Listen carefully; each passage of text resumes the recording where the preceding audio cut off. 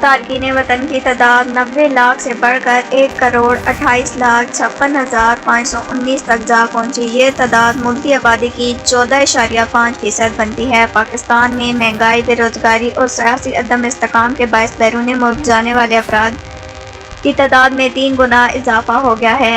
اتحادی حکومت کے دور میں غیر یقینی معاشی صورتحال کے باعث نوجوانوں کے بیرون ملک چلے جانے کا سلسلہ تیز ہو گیا ہے۔ مصطفیٰ نواز کھوکھر نے کہا ہے کہ پاکستان میں سالانہ اوسط 2 سے 2.5 لاکھ پاکستانی روزگار کی تلاش میں بیرون ممالک جاتے ہیں، لیکن سال 2022 میں یہ تعداد بڑھ کر 8 لاکھ سے زائد ہو گئی ہے۔ گزشتہ 1.5 سال کے دوران بیرون ممالک جانے والے پاکستانیوں میں اکثریت کا تعلق صوبہ پنجاب سے ہے۔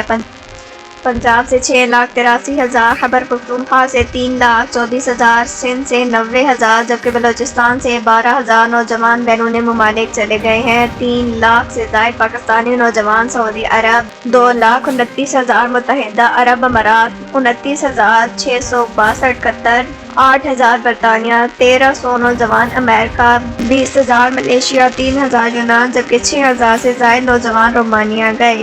گزشتہ 14 ماہ کے دوران سب سے زیادہ پاکستانی روزگار کی تلاش کے لیے سعودی عرب اور دیگر خلیجی ممالک گئے۔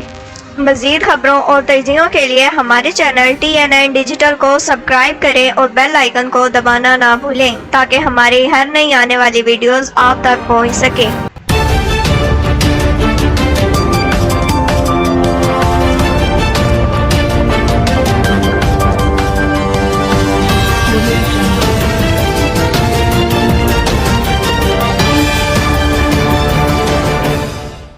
TNN Digital